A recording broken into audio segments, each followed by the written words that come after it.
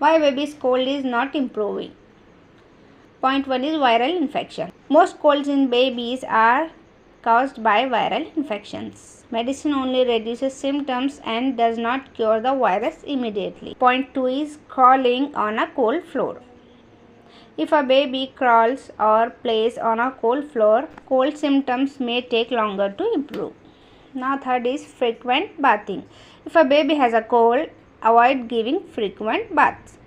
Too many baths can make the baby feel cold and slow recovery. Point 4 is cold water or cold foods. Giving cold water or cold foods to a baby can worsen cold symptoms. The point 5 is wet clothes or bedding. If wet clothes or bedding are not changed immediately after sleep, the baby may feel cold and recovery can be delayed. Now 6 is breastfeeding mother's diet. If a breastfeeding mother consumes too many cold foods or drinks, some sensitive babies may take longer to recover.